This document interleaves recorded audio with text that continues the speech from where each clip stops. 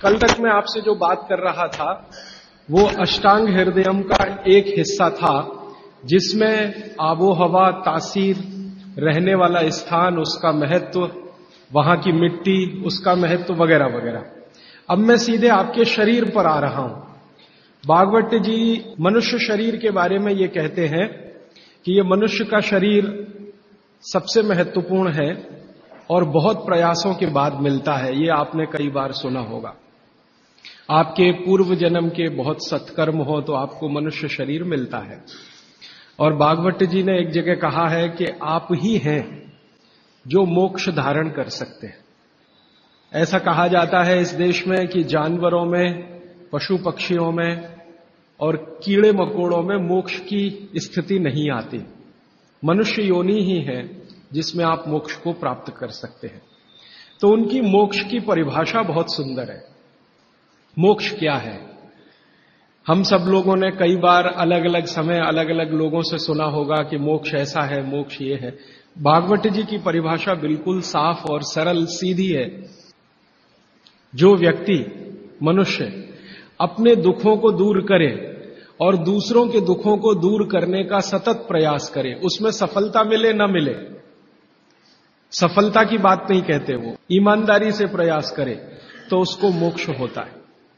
दुखों से मतलब क्या? तो भागवत जी कहते हैं कि 3 तरह के दुख सारी दुनिया में हैं। एक तो दैहिक दुख, शरीर का दुख, दैहिक दुख। दूसरा है दैविक दुख, भगवान का दिया हुआ कोई दुख जो आपके शरीर से अलग है। भगवान ने आपको कोई दुख दे दिया, अचानक से आप गरीब हो गए, या अचानक से आपके घर में कोई दुर्घटना हो गई, आग लग गई, धरती कंप आ गया, भूकंप आ गया, आपका घर टूट गया, सब कुछ तहस नहस हो गया, सुनामी आ गया, ये दैविक दुख। और तीसरा और आखिरी दुख है भौतिक दुख। भौतिक दुख में सबसे ज्यादा यही है, गरीबी, बेरोजगारी, भूखमरी। तो वो भागवत जी कहते हैं कि दैहिक, दैविक और भौतिक तीनों दुखों से जो व्यक्ति मुक्त हो और दूसरों को मुक्त करने का रात दिन प्रयास करे, वही मोक्ष का अधिकारी है। आगे के सूत्र में वो ये कहते हैं कि अगर आपने अपने जीवन के तीनों दुख दूर कर लिए और आप दूसरों के दुखों को दूर करने के लिए कुछ नहीं करते, तो माफ कीजिए, आप कभी भी मोक्ष के अधिकारी नहीं हो सकते। हमारे यहां बहुत सारे साधु संत हैं जो हिमालय में जाके तपस्या करते हैं। तो उनकी जो तपस्या है हिमालय की, वो अपने दुखों को दूर करने तक सीमित है। अगर वो वापस हिमालय से लौटकर समाज के दुख को दूर नहीं करेंगे तो किसी को भी मोक्ष नहीं होगा।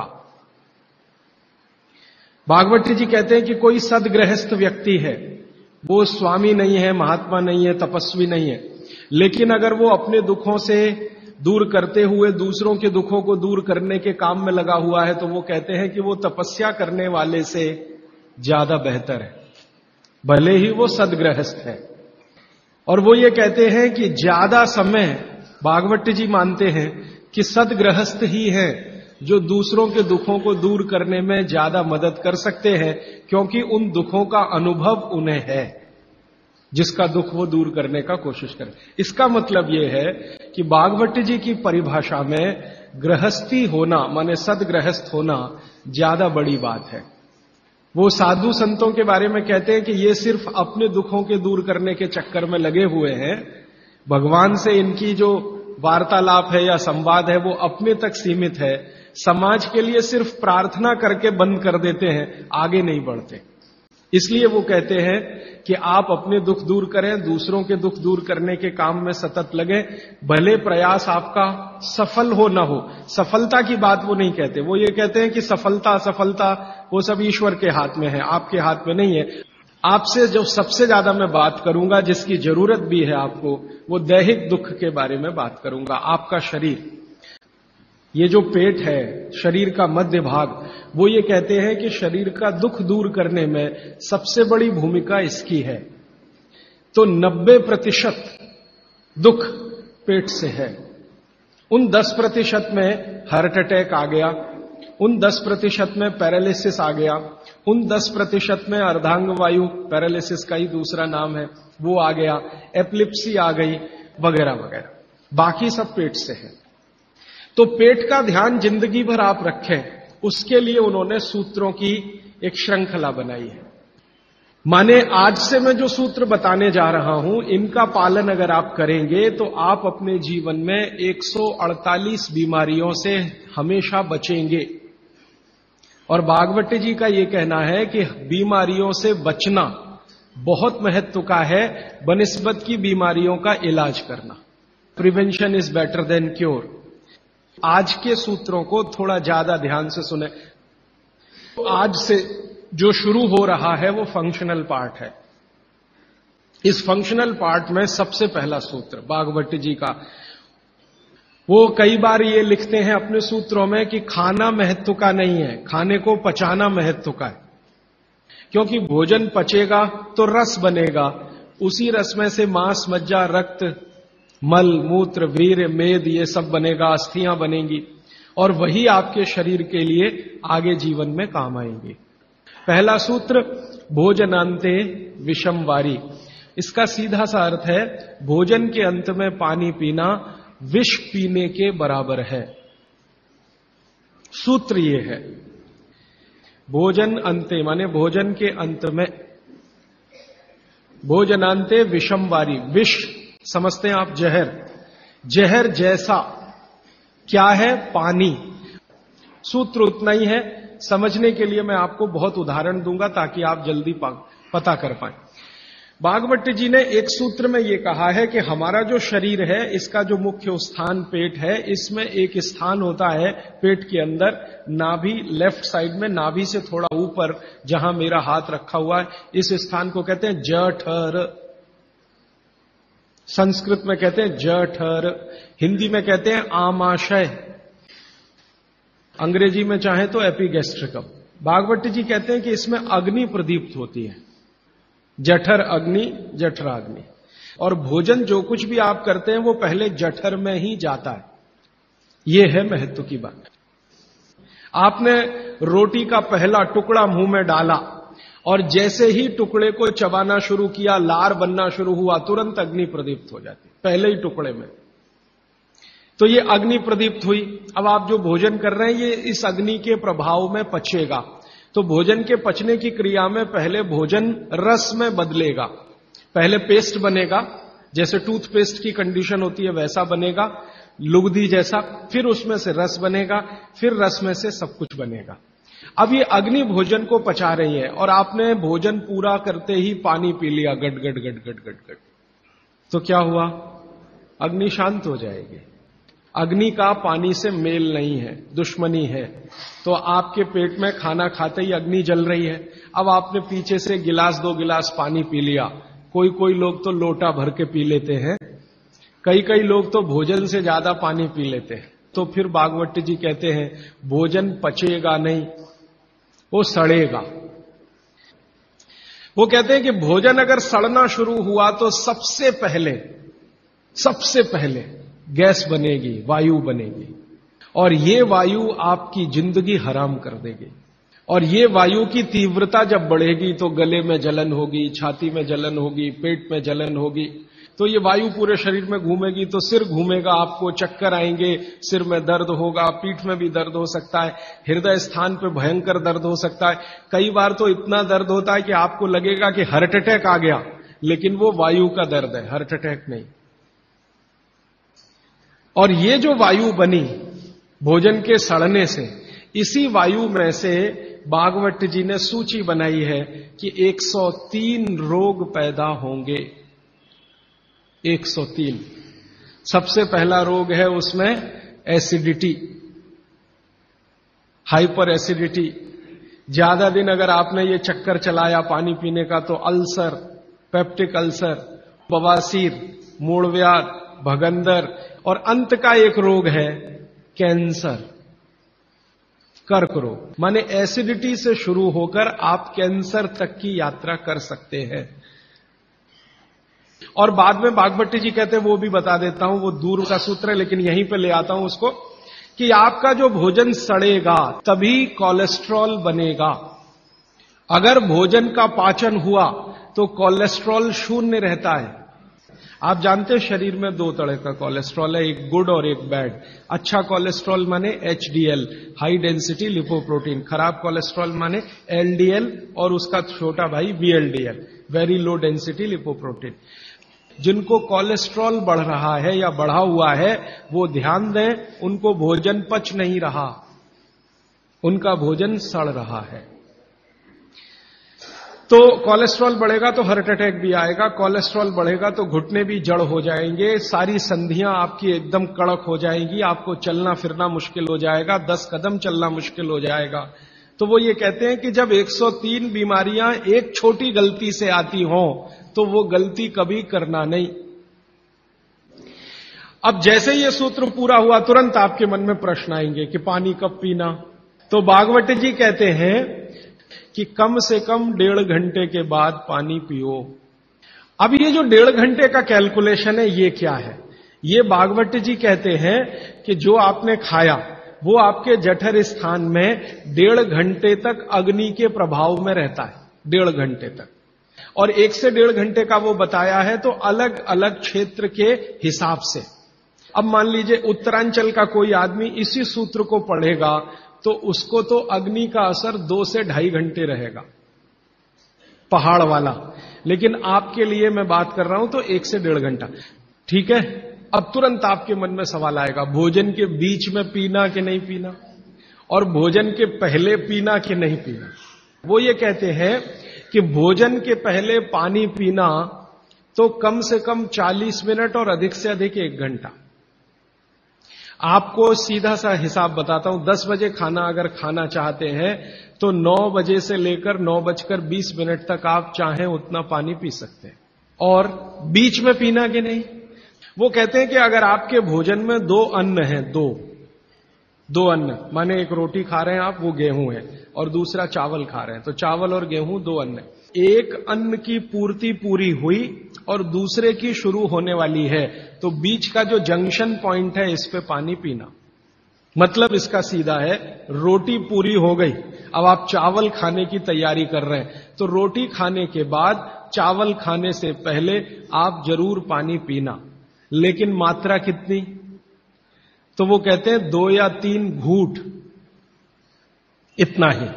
उसके बाद जब दूसरा अन्न आपने शुरू कर दिया फिर नहीं, फिर तो पूरा आप भोजन ही करके उठिए। अब आप भोजन कर लिया तो गला साफ करने के लिए थोड़ा 1-2 घूंट और पी लेना, गला साफ करने के लिए। अब आपके मन में तुरंत एक प्रश्न आएगा कि भोजन के अंत में क्या पीना, फिर पानी तो नहीं पीना, 1.5 घंटे तक तो नहीं पीना, तो कुछ पी सकते हैं। तो भागवत जी ने 3 चीजें बताई हैं, उसके लिए पूरा सूत्र लिखा है कि भोजन के अंत में सबसे अच्छी चीज जो पीने के लिए है वो है छाछ, वो है मट्ठा, दही का तक्रम। लस्सी पीने के लिए नहीं कह रहे, मक्खन रह गया तो वो लस्सी, तक्रम की बात है। दूसरी सबसे अच्छी चीज उन्होंने बताई है वो है दूध, और तीसरी सबसे अच्छी चीज बताई है फल का रस। जिस मौसम में जो फल आता है उसका रस, माने मौसम के विरुद्ध के फल नहीं। आज का मौसम आम का नहीं है तो आम का रस अभी पिए तो नहीं चलेगा। तो आप ये कहें कि कोल्ड स्टोरेज से लाया हुआ संतरा और उसका रस निकाला या मौसम्मी का रस, ये सर्वनाश करेगा, सत्यानाश नहीं, सर्वनाश करेगा। अब इसमें आगे एक सूत्र है वो बहुत महत्व का है। भागवत जी कहते हैं मट्ठा या छाछ कब पीना, दूध कब पीना, रस कब पीना। तो सुबह के भोजन के बाद जूस, भागवत जी ने नाश्ता शब्द कहीं नहीं इस्तेमाल किया है। सुबह का भोजन आप उसको नाश्ता कैसे, दोपहर के भोजन के बाद मट्ठा और रात के भोजन के बाद दूध। और वो ये कहते हैं आगे के सूत्र में कि इनका क्रम उल्टा सीधा मत करना कभी, कि हमारे शरीर को मट्ठे का पाचन होने के लिए जो रस की जरूरत होती है, रस माने एंजाइम, जो एंजाइम या रस की जरूरत होती है वो दोपहर को ही होते हैं पेट में। इसी तरह हमारे शरीर में दूध का पाचन होने के लिए जो रस की जरूरत पड़ती है या एंजाइम की जरूरत पड़ती है वो सूर्यास्त के बाद ही होते हैं, और जो रस और एंजाइम की जरूरत जूस पचाने के लिए है वो सुबह ही होते हैं। अब आप कहेंगे हमारे बच्चे तो स्कूल जाते हैं दूध पीकर जाते हैं, तो बदल दो, जूस पिलाकर भेजो। और आप कहेंगे जी पिएंगे नहीं। आप जैसी आदत डालेंगे बच्चे वैसे ही होने वाले हैं, क्योंकि बच्चे अपने से कुछ नहीं सीखते, वो आपका सिखाया हुआ है सारा कुछ। समझ जाएंगे तो उनकी भी जिंदगी में ये परमानेंट हो जाएगा। अभी इसके आगे का सूत्र है। तो पानी कैसे पिए? तो हमारे यहां पानी पीने के बहुत तरीके हैं। लोटा मुंह से लगाया, गट गट गट गट उतार लिया। गिलास मुंह से लगाया, गट गट गट गट उतार लिया। तो भागवती जी कहते हैं नहीं, ये तरीका बिल्कुल गलत है पानी पीने का। वो कहते हैं कि पानी को चुस्कियां ले लेकर पिए। जैसे आप गर्म दूध पीते हैं ना, भागवती जी बिल्कुल उसके समकक्ष रखते हैं। अब ये क्यों? आप एक साथ पूरा पानी उतारें गले के नीचे और एक एक घूंट पानी उतारें गले के नीचे, दोनों में जमीन आसमान का अंतर है। क्या अंतर है?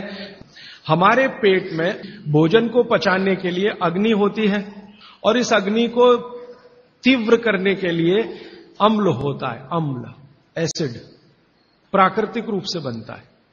और मुंह में क्षार बनता है जिसको लार कहते हैं आप। लार, स्लाइवा, सेलिवा, लार, लाला रस, अलग अलग नामों से आप जानते हैं। तो मुंह में बनती है लार, ये है क्षार, और पेट में बनता है अम्ल। आप थोड़ा भी अगर विज्ञान जानते हैं तो आप जानते हैं कि क्षार और अम्ल को मिलाओ तो हो जाता है न्यूट्रल। और न्यूट्रल का मतलब जिसका पीएच 7 है। ये जो पानी है ना, पानी ये ना अम्ल है ना क्षार है, ये न्यूट्रल है। तो भागवती जी कहते हैं कि पेट आपका अक्सर पानी के जैसा रहे तो बढ़िया। और जिनका पेट पानी के जैसा, माने पेट की अम्लता ना बढ़े और पेट का क्षारपन भी ना बढ़े, पीएच 7 के आसपास रहे, तो भागवती जी कहते हैं ऐसे व्यक्ति को 100 से ज्यादा वर्ष जीने की पूरी गारंटी है, बिना एक भी दवा खाए और बिना चिकित्सक के पास जाए। तो वो ये कहते हैं कि घूट घूट पिया पानी, अगर सिप सिप करके आपने पानी पिया तो ज्यादा लार अंदर जाएगी, तो अम्ल को शांत करने में मदद आएगी, इसलिए आपका पेट न्यूट्रल रहेगा। इसलिए पानी घूट घूट भर के पिए। और एक साथ गटगट पानी पिएंगे तो लार पानी के साथ मिल नहीं पाएगी, तो अंतिम रूप में जब वो पहुंचेगा पानी तो खाली पानी होगा। भागवती जी आगे कहते हैं, बहुत ही महत्व की बात है ये सब आपके लिए। वो ये कहते हैं कि जो व्यक्ति सिप सिप करके पानी पिए, वो देखें जानवर कैसे पीते हैं। चिड़िया कैसे पानी पीती है? चिड़िया एक ड्रॉप उठाएगी, फिर उसको ऐसे ऐसे मुंह में चलाएगी, फिर पिएगी, फिर दूसरी ड्रॉप उठाएगी, फिर ऐसे ऐसे चलाएगी, फिर पिएगी। ऐसे कुत्ता है, पानी को चाट चाट के पिएगा। शेर पानी को चाट चाट के पिएगा। ज्यादातर जानवर पानी को ऐसे ही पीते हैं। वो जानवर हमसे ज्यादा स्वस्थ हैं। किसी को डायबिटीज नहीं, कोई ओवरवेट नहीं, किसी को जॉइंट्स पेन नहीं, किसी को कुछ नहीं। बाघ भट्ट के पक्के चेले हैं ये सब जानवर। माने आपके सारे रोगों की एक दवा। तो मैंने ये एक्सपेरिमेंट शुरू किया। ये मैंने पढ़ा था 6 साल पहले। भागवत जी को मैंने 6 साल पहले पढ़ना शुरू किया। 3 साल पढ़ने में लग गया और 3 साल समझने में लग गया। तो आपको सुनकर हैरानी होगी, हमारे जो दोस्त हैं, सहयोगी हैं, जिनका वजन बहुत ज्यादा था, उन्होंने पानी सिप सिप करके पीना शुरू कर दिया और भोजन के 1.5 घंटे के बाद पानी पीना शुरू। ये 2 सूत्रों का ही परिणाम है कि सबके वजन पहले से आधे हो गए, सिर्फ पानी पीने का तरीका बदला। फिर मैंने डॉक्टरों से बात की कि ये चक्कर क्या है। तो उन्होंने कहा बात सीधी सी ये है कि जो लार है ना, इसकी मेडिसिनल प्रॉपर्टी सबसे ज्यादा है। आपने जानवरों को देखा होगा, उनको कभी भी कोई चोट लगे तो वो अपने लार से ही ठीक कर लेते हैं, चाट चाट के। अब वो ये कहते हैं कि भारत के वो मनुष्य या स्त्रियां और पुरुष बहुत ही दुर्भाग्यशाली हैं जो इस लार को अंदर ले नहीं जा पाते। जैसे तंबाकू खाने वाले लोग, गुटखा खाने वाले लोग, मावा खाने वाले लोग थूकते ही रहते हैं, उसको थूकते ही रहते हैं, थूकते ही रहते। जिसको बनाने के लिए भगवान ने 1 लाख ग्रंथियां आपके मुंह में दी हैं, जो रात दिन आपके लिए लार बनाती हैं। ये बहुत ही कीमती है, इसका औषधीय गुण बहुत है। और जैन दर्शन में इसको अहिंसा के साथ जोड़ा हुआ है। और वो मैंने करके भी देखा है कि सुबह की लार गलती से भी आप किसी चींटी या चींटा या मक्खी पे थूक दो, वो तुरंत मर जाए, क्योंकि उसका औषधीय गुण बहुत प्रबल होता है सुबह सुबह। और आप गुटखा खा खा के उसको थूकते रहते हैं तो सड़क तो खराब करते ही हैं, अपने को उससे ज्यादा खराब करते हैं। तो मेरी हाथ जोड़कर विनती है कि आप में से कोई लार थूकने वाला हो, थूकने वाला आदमी, ये तो भागवत जी की डिक्शनरी में नहीं है। वो कहते हैं कि एक ही कंडीशन में आप कुछ थूक सकते हैं, जब कफ बहुत बढ़ा हुआ हो, तभी, बस। उसके अलावा दूसरी कोई कंडीशन नहीं कि आप थूकें। तो फिर आप कहेंगे जी पान खाएं, तो पान खाने के लिए नियम बताया, पान खाओ तो कत्था मत लगाओ, बिना कत्थे का पान खाओ, थूकने की गरज ही नहीं। तो वो कहते हैं कि पान भी खाना है तो थूकना नहीं है, कत्था है तो थूकना पड़ेगा, कत्थे बिना ही पान खाओ। पान तो पित्त और कफ दोनों का नाश करता है, और चूना वात का नाश करता है। तो वो कहते हैं कि पित्त और कफ का नाश कर दिया पान ने, चूने ने कर दिया वात का, तो वात पित्त कफ तीनों ही संतुलित है, तो पान खाके तो जिंदगी भर निरोगी रह सकते। ठीक है, अब आगे चलता हूं। आगे का एक सूत्र है भागवत जी का कि पानी कभी भी पिए तो ठंडा ना पिए। कैसा पानी पिए जी? गुनगुना पानी पिए। कभी भी पानी की गर्मी शरीर के तापमान के ऊपर ना हो, ऐसा पानी पिए, गुनगुना ही पानी पिए। क्यों? अभी मन में प्रश्न आएगा, क्यों? हम तो जी ठंडा पानी पीते हैं, फ्रिज का पानी पीते हैं, बर्फ डाला हुआ पानी पीते हैं। जिसका जैसा गुण है वही तो करेगा ना। बर्फ का गुण है ठंडा करने का, तो बर्फ डालकर पानी में आप पी रहे हैं, तो बर्फ का गुण वो पानी में आ गया। अब पानी आपके पेट को ठंडा करेगा। अगर पानी ने पेट को ठंडा किया तो, क्योंकि शरीर के सारे ऑर्गन पेट से ही जुड़े हुए हैं, चाहे वो आपका हार्ट हो, चाहे किडनी हो, चाहे लीवर हो। और अगर शरीर ठंडा हो गया तो जय राम जी की, जाइए यमराज के पास। तो कभी भी ठंडा पानी ना पिए, एक विश्लेषण।